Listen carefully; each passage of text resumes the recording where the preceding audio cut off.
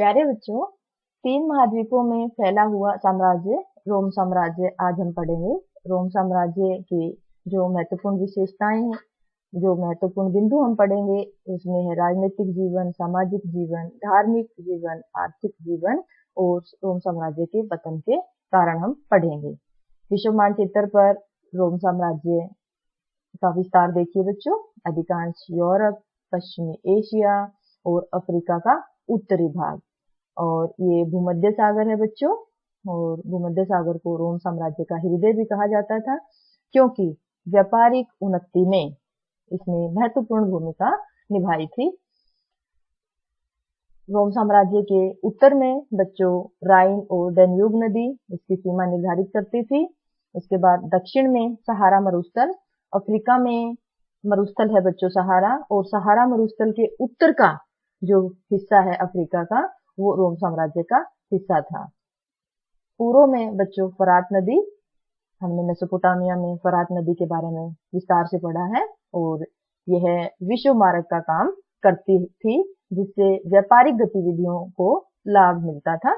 और बच्चों पश्चिम में अटलांटिक महासागर, अटलांटिक महासागर का भी उत्तरी क्षेत्र है बच्चों, तो उत्तरी अटलांटिक महासागर भी इसकी सीमा निर्धारित करने की हम कह सकते हैं। तो राइन और डैन्यूब नदी उत्तर में, सहारा मरुस्थल दक्षिण में, पूर्व में फरात नदी और पश्चिम में अटलांटिक महासागर रोम साम्राज्य की सीमा निर्धारित करते थे। प्रमुख शासक पढ़ते हैं बच्चों। गणतंत्रात्मक शासन प्रणाली चली रोम में 509 ईसा पूर्व से 27 ईस्वी पूर्व तक। अगस्टस राजा बनते हैं 27 ईस्वी पूर्व से 14 ईस्वी में, और इन्होंने गणतंत्रात्मक शासन प्रणाली समाप्त कर दी थी बच्चों। फिर हैं टिबेरियस, ट्राजान, गैलिनस, डाइक्लोशियन और कॉन्स्टेंटाइन। प्रमुख शासक पढ़ रहे हैं बच्चों हम। प्रमुख शासकों को पढ़ने के बाद रोम साम्राज्य जब हम पढ़ते हैं तो दो शब्द आते हैं बच्चों, पूर्ववर्ती और परवर्ती। पूर्ववर्ती का मतलब है तीसरी शताब्दी के संपूर्ण भाग की पहली जो अवधि है, तीसरी शताब्दी से पहले का जो भाग है वो पूर्ववर्ती रोमन साम्राज्य, और तीसरी शताब्दी के बाद का परवर्ती रोमन साम्राज्य कहलाया। इतिहास की जानकारी के स्रोत पाठ्य सामग्री है बच्चों। समकालीन व्यक्तियों द्वारा लिखा गया इतिहास, जिसमें पत्र, व्याख्यान, प्रवचन, कानून इत्यादि आते हैं।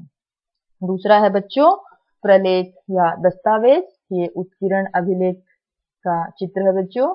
इस तरह से अभिलेख खोदे जाते हैं। और दूसरा है बच्चों पेपायरस के पत्तों पर लिखी गई पांडुलिपियां। पेपायरस एक पौधा था बच्चों, जो अफ्रीका महाद्वीप में मिस्र के नील नदी के किनारे ये पौधा पाया जाता था, और उसके पत्तों पर पांडुलिपियां लिखी जाती थी, जो रोम साम्राज्य के इतिहास की जानकारी का स्रोत है। उसके बाद है बच्चों भौतिक अवशेष। भौतिक अवशेषों में इमारतें, स्मारक, मिट्टी के बर्तन, सिक्के, पच्चीकारी का सामान और भूदृश्य शामिल हैं। पच्चीकारी दिखाने की कोशिश की है बच्चों, आपको इसे पच्चीकारी कहेंगे। प्रमुख शासक में गणतंत्र शासन प्रणाली हमने 509 ईसा पूर्व से 27 ईस्वी पूर्व आपको बताई। जो गणतंत्रात्मक शासन प्रणाली थी बच्चों, ये सीनेट नामक एक संस्था से चलती थी। सबसे पहले तो गणतंत्र। गणतंत्र का मतलब है बच्चों जहां निर्वाचित सरकार होती है। हमारा देश भी गणतंत्रात्मक देश है, और इसका जो शासन है वो सीनेट नामक संस्था से चलती थी। सीनेट आज की संसद की ही तरह थी। लेकिन बच्चों रोम साम्राज्य में जो निर्वाचित सरकार है वो एक जटिल प्रक्रिया का उदाहरण थी। जटिल प्रक्रिया का मतलब है बच्चों मुश्किल सामाजिक व्यवस्था थी उनकी, क्योंकि सीनेट जो संस्था थी वो हमेशा से ही अभिजात वर्ग की सरकार थी। अभिजात का मतलब है बच्चों धनवान परिवारों का समूह। सीनेट की सदस्यता जीवन भर चलती रहती थी। इसके लिए धन और प्रतिष्ठा को अधिक महत्व दिया जाता था। व्यवहारिक रूप से जो गणतंत्र है वो अभिजात वर्ग की ही सरकार थी, और ये जो शासन चलाता था ये सेनेट नामक संस्था चलाती थी। 509 ईसा पूर्व से 27 ईसा पूर्व तक ये शासन प्रणाली रोम में चली। अगस्टस ने 27 ईस्वी पूर्व में गणतंत्र शासन व्यवस्था का तख्ता पलट दिया और जो शासन उन्होंने स्थापित किया उसे प्रिंसिपेट कहा गया बच्चों। और ऑगस्टस का जो शासन है वो शांति और समृद्धि का युग माना जाता है बच्चों, क्योंकि ऑगस्टस के शासन में जो शांति आई वो दशकों तक चले आंतरिक संघर्ष और सदियों की विजय अभियान का परिणाम थी। ऑगस्टस ने जो महत्वपूर्ण कार्य किए बच्चों वो थे देश में पूर्ण सुरक्षा एवं शांति, आर्थिक विकास, जनसाधारण का समृद्ध जीवन, साहित्य क्षेत्र में उन्नति, भवन निर्माण कला का विकास और ईसा मसीह का जन्म। एक और बात इसमें जोड़ना चाहूंगी बच्चों कि ऑगस्टस राज्य का जो है एक छत्र शासक था और सत्ता का वास्तविक स्रोत भी था, लेकिन उसने इस कल्पना को जीवित रखने के लिए खुद को प्रमुख नागरिक और एक निरंकुश शासक बताया। ऐसा उसने सीनेट को सम्मान देने के लिए कहा था बच्चों। और अभी हमने बताया था आपको कि सीनेट वह संस्था है जिसने गणतंत्र जो शासन प्रणाली थी उसमें अपनी महत्वपूर्ण भागीदारी दिखाई थी। तो ऑगस्टस ने हालांकि गणतंत्रात्मक शासन व्यवस्था पलट दी थी, लेकिन वह सीनेट का सम्मान करता था। टिबेरियस ऑगस्टस के उत्तराधिकारी थे बच्चों, और ऑगस्टस के जो साम्राज्य था ऑगस्टस का वो पहले से ही काफी विस्तृत था और उसमें और अधिक विस्तार करना टिबेरियस ने अनावश्यक समझा। टिबेरियस के बाद जो तराजन है बच्चों वो एकमात्र पहले शासक हैं जिन्होंने साम्राज्य के प्रारंभिक विस्तार के लिए अभियान शुरू किए और उन्होंने फरात नदी के पार क्षेत्रों पर भी अपना नियंत्रण स्थापित कर लिया था। रोम साम्राज्य उनके शासन में स्कॉटलैंड से आर्मेनिया तक फैल गया था बच्चों और सहारा से फरात नदी तक। परंतु ट्राजान के उत्तराधिकारियों ने उसके द्वारा विजित इलाकों को अपने साम्राज्य में मिलाना निरर्थक समझा और उन क्षेत्रों को छोड़ दिया। उसके बाद है बच्चों गैलिनस 253 ईस्वी पूर्व से 68 ईस्वी पूर्व में। गैलिनस ने दूसरी शताब्दी से अगर हम बात करें तो दूसरी शताब्दी से तीसरी शताब्दी के दौरान जो अधिकतर प्रांतीय प्रशासक और सैनिक अधिकारी थे वो प्रांतीय वर्गों से ही होते थे। उन्होंने एक नया संभ्रांत वर्ग बनाया बच्चों और यह वर्ग सीनेट की तुलना में ज्यादा शक्तिशाली होता था।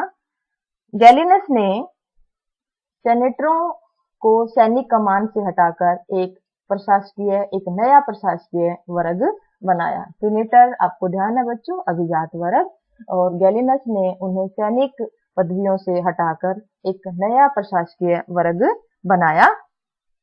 दूसरा है बच्चों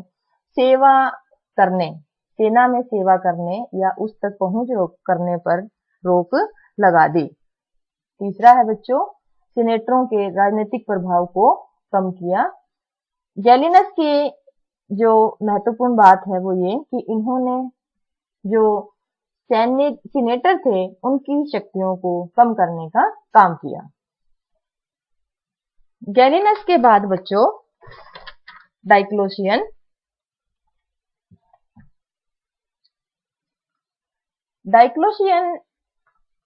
महत्वपूर्ण सम्राट हैं बच्चों रोमन साम्राज्य के।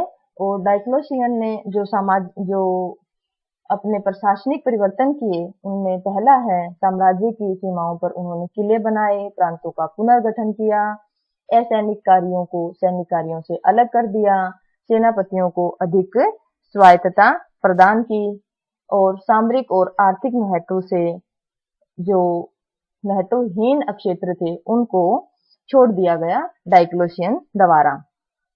डायक्लोशियन के बाद जो एक महत्वपूर्ण शासक हैं वो है कॉन्स्टेंटाइन। कॉन्स्टेंटाइन ने बच्चों ईसाई धर्म को राजधर्म बनाते हैं। चौथी शताब्दी में ईसाई धर्म रोमन साम्राज्य का राजधर्म बन जाता है। मुद्रा प्रणाली में सुधार होता है। दूसरी राजधानी के रूप में कुस्तुनतुनिया का निर्माण होता है और सेनापतियों को अधिक स्वायत्तता दी जाती है। आर्थिक विकास में तेजी आती है और ग्रामीण उद्योग धंधों और औद्योगिक प्रतिष्ठानों में पर्याप्त मात्रा में पूंजी निवेश किया जाता है। रोम साम्राज्य के प्रमुख शासक पढ़ने के बाद रोम साम्राज्य के राजनीतिक इतिहास के प्रमुख खिलाड़ी का मतलब है बच्चों वे लोग जिन्होंने रोम साम्राज्य के इतिहास में महत्वपूर्ण भूमिका निभाई। सबसे पहले है बच्चों सम्राट का पद पारिवारिक वंश क्रम पर आधारित था। इसका मतलब है बच्चों कि पिता के बाद जो उत्तराधिकारी था वो पुत्र हुआ करता था। इसे पारिवारिक वंश क्रम कहते हैं बच्चों। उत्तराधिकारी को सीनेट और सेना भी मान्यता प्रदान करती थी। रोमन कानूनों का विकास होने पर सम्राटों की तानाशाही पर अंकुश लगा। नागरिक अधिकारों की अवहेलना नहीं की जा सकती थी और सम्राटों की निरंकुशता और शक्ति को सीनेट, अभिजात वर्ग और सेना भी नियंत्रित करती थी। सम्राट के बाद सबसे अधिक जो शक्तिशाली संस्था थी बच्चों वो है सीनेट।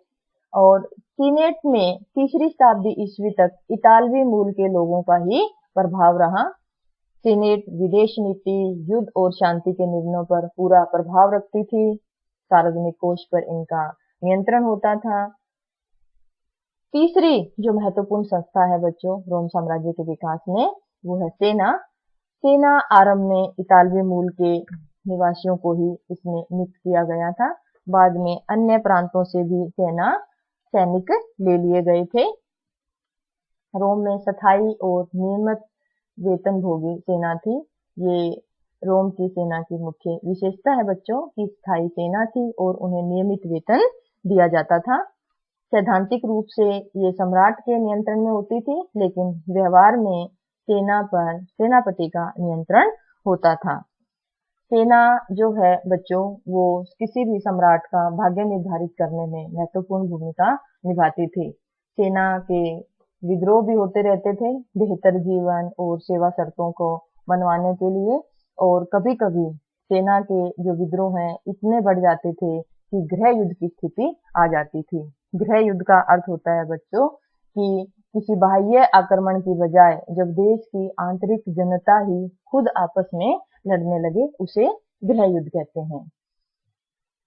तीनों संस्थाओं को 3 राजनीतिक खिलाड़ी पढ़ने के बाद पूर्ववर्ती रोमन साम्राज्य की प्रशासनिक व्यवस्था को पढ़ने का प्रयास करेंगे बच्चों।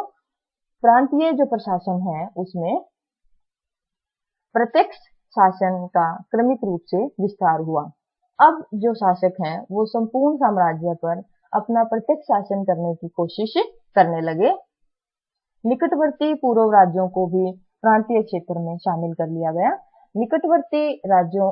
निकटवर्ती पूर्वी राज्यों का मतलब है बच्चों भूमध्य सागर के पूर्व के अक्षेत्र, जिसमें मुख्य रूप से सीरिया, फिलिस्तीन और मेसोपोटामिया के अक्षेत्र शामिल हैं। इन अक्षेत्रों को रोमन साम्राज्य के जो प्रमुख साम्राज्य का जो केंद्र था, केंद्रीय शक्ति थी, उसमें शामिल कर लिया गया। भूमध्य सागर के तट पर स्थित बड़े शहरी केंद्र साम्राज्य की प्रणाली के आधार बने। जो मुख्य शहरी केंद्र हैं बच्चों वो है टेंजियस, कार्थेज, सिकंदरिया, दमिश्क, एंटियोक, एफिसिस और रोम इत्यादि। और ये जो शहरी केंद्र हैं भूमध्य सागर से लगते, ये केंद्रीय शासन प्रणाली के प्रमुख जो आधार बनते हैं बच्चों। और इन्हीं शहरों के माध्यम से जो सरकार है प्रांतीय ग्रामीण क्षेत्रों में कर लगाती थी और उनसे कर वसूलती थी, और यही कर रोम साम्राज्य की आय का महत्वपूर्ण स्रोत थे। पूर्ववर्ती रोमन साम्राज्य में हमने प्रशासन पढ़ा बच्चों। अब हम पढ़ेंगे 3री शताब्दी का संकट। प्रथम और द्वितीय शताब्दियां हालांकि शांति, समृद्धि और आर्थिक विस्तार का प्रतीक थी, लेकिन 3री शताब्दी में एक तनाव उभरा। इसमें है ईरान के ससानी वंश के बार बार आक्रमण हुए।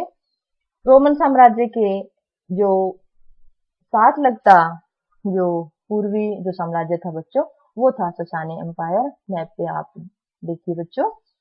हमेशा रोम साम्राज्य की और ससानी जो ईरानी साम्राज्य है उनकी आपस में तनातनी या तनाव चलता रहता था और दोनों साम्राज्य की जो सीमा थी बच्चों, वो फरात नदी के साथ लगता एक भूमि का जो संकरी जो पट्टी थी वो इन दोनों की सीमा निर्धारित करती थी और समय समय पर जो है आपसी जो आक्रमण रोमन साम्राज्य द्वारा ईरान साम्राज्य पर और ईरान साम्राज्य द्वारा रोमन साम्राज्य पर होते रहते थे। और तीसरी शताब्दी के संकट में हम पढ़ रहे हैं बच्चों कि इस समय तीसरी शताब्दी में जो है जो ईरानी जो साम्राज्य है वो ससानी वंश था वहां पे और वो काफी आक्रामक रूप धारण कर लेता है और रोम साम्राज्य पर आक्रमण कर देता है।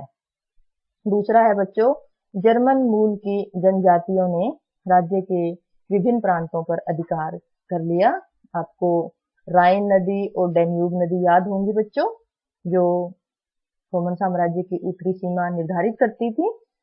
अब उत्तरी सीमा से जर्मन मूल की जातियां साम्राज्य के अंदर घुसने लगी और उन्होंने साम्राज्य के विभिन्न प्रांतों पर अपना अधिकार कर लिया। उसके बाद रोम साम्राज्य की आंतरिक कलह भी इसके संकट का कारण बनती है।